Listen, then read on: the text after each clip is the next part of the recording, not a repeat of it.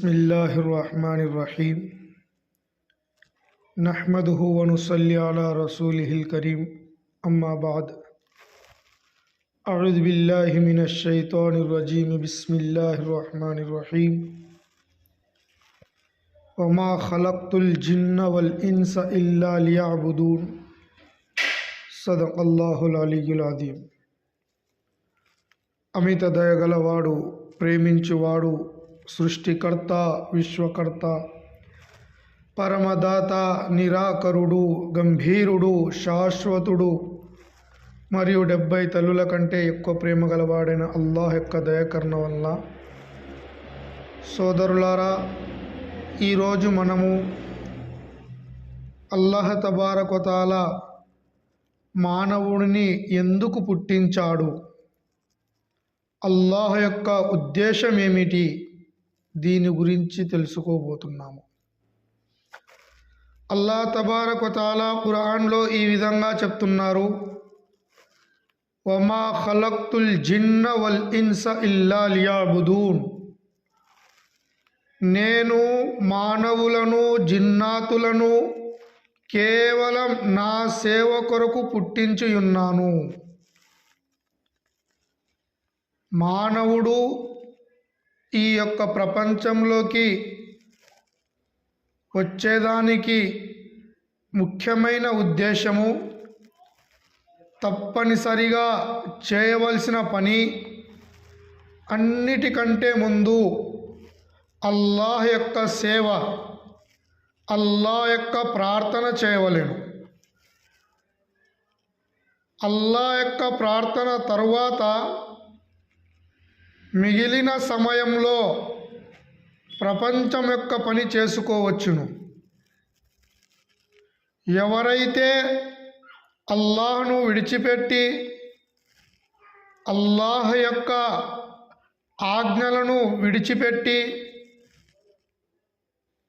ప్రవక్త ముహమ్మదుర్ రసూలుల్లాహ్ సల్లల్లాహు అలైహి వసల్లం గారి పద్ధతులను విడిచిపెట్టి తన ఇష్టానుసారంగా జీవితాన్ని గడుపుతాడో అటువంటి వ్యక్తి ఇహపరలోకములలో ఎన్నటికీ విజయాన్ని విముక్తిని పొందలేడు.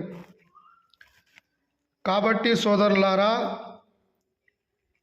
ఈ యొక్క ప్రపంచంలో మానవుడు మహా అంటే 60 సంవత్సరములు, 70 సంవత్సరములు, ఇంకా ఎక్కువ అంటే 100 సంవత్సరములు జీవితాన్ని గడుపుతాడు.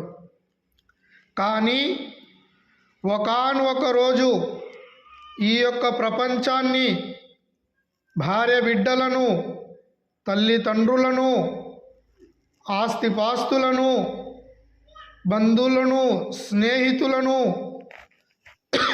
అందరినీ విడిచిపెట్టి ఒకానొక రోజు సమాధిలో వెళ్ళి పడుకోవాల్సింది. కాబట్టి అందరికంటే తెలివైన వాడు ఎవరంటే, ఈ తాత్కాలికమైన ప్రపంచంలో ఉంటూ శాశ్వతమైన పరలోకం యొక్క జీవితాన్ని తయారు చేసుకునేవాడు అందరికంటే తెలివైన వాడు మరియు అదృష్టవంతుడు.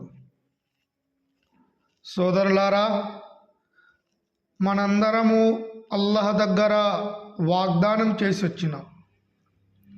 అల్లాహ్ తబారక వ తఆలా అడుగుతున్నాడు, అలస్తు బిరబ్బికుం, నేను మీ యొక్క పోషకుడిని కాదా? అప్పుడు మనందరము, మన ఆత్మలు, బలా, హా అల్లా, నువ్వే మా పోషకుడువు, మేము నిన్నే ఆరాధిస్తాము. ఈ విధంగా వాగ్దానం చేసి వచ్చి ప్రపంచంలో వచ్చిన తర్వాత ప్రపంచం యొక్క డబ్బు, భార్య బిడ్డలు, ఆస్తిపాస్తులు, ప్రపంచం యొక్క కోరికలు, దీనిలో నిమగ్నమైపోయి అల్లాహకు ఇచ్చిన వాగ్దానాన్ని మర్చిపోయి ఈరోజు ముసల్మాన్ సోదరుడు జీవితాన్ని గడుపుతూ ఉన్నాడు. ఆలోచించండి, గమనించండి.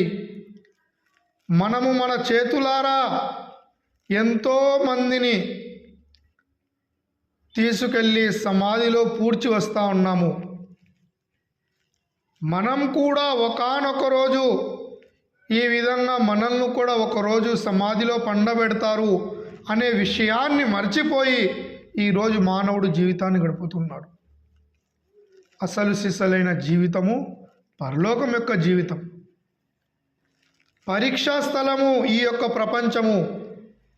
పరీక్షించేదానికి చిన్నపాటి సమయాన్ని అల్లాహ్ తబారక వ తఆలా మనకు ప్రసాదించి ఈ ప్రపంచంలోకి పంపించడం జరిగింది.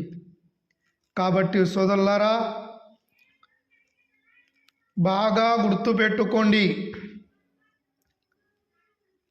ఎవరైతే అల్లాహ్ యొక్క ఆజ్ఞలను విడిచిపెట్టి, ప్రవక్త గారి పద్ధతిని విడిచిపెట్టి తన ఇష్టానుసారంగా తనకు నచ్చినట్టు జీవితాన్ని గడుపుతాడో ఆ వ్యక్తి మరణించిన తర్వాత చాలా బాధలు, చాలా కష్టపడతాడు. ఎవరైతే ఇహలోకంలో అల్లాహ్ చెప్పినట్టు ప్రవక్త గారి పద్ధతి మేరకు 5 పూటల నమాజ్ చేస్తూ రమజాన్ మాసంలో ఉపవాసములుంటూ అల్లాహ్ ధనం ఇచ్చి ఉంటే ప్రతి సంవత్సరము జకాత్ అనగా విధిదానము చెల్లిస్తూ జీవితంలో ఒక్కసారైనా హజ్ యాత్ర చేసి ఈ విధంగా అల్లాహ్ యొక్క ఆజ్ఞలను, ప్రవక్త గారి పద్ధతిని అనుసరిస్తూ జీవితాన్ని గడిపితే అల్లాహ్ తబారక వ తఆలా చనిపోయిన తర్వాత ఎటువంటి స్వర్గం అంటే ఏ కన్నులు చూడని, ఏ చెవులు వినని, ఏ మనసు ఊహించలేనటువంటి అద్భుతమైన సుఖ సంతోషాలతో కూడిన స్వర్గాన్ని అల్లాహ్ తబారక వ తఆలా మనకు ప్రసాదిస్తాడు. కాబట్టి సోదరులారా, మనం కూడా దీనిపైన నడవాలి. మరియు మన ఇంట్లో భార్య బిడ్డలకు, తల్లిదండ్రులకు, అన్నదమ్ములకు, సహోదరులకు, బంధుమిత్రులకు మంచి మార్గం వైపు పిలవాలి. చెడు మార్గం నుంచి వారిని నిషేధించాలి. ఈ విధంగా జీవితాన్ని గడిపినట్లయితే ఇన్షాల్లాహ్ అల్లాహ్ తబారక వ తఆలా తప్పకుండా మనకు ఇహపరలోకములలో విజయాన్ని ప్రసాదిస్తాడు.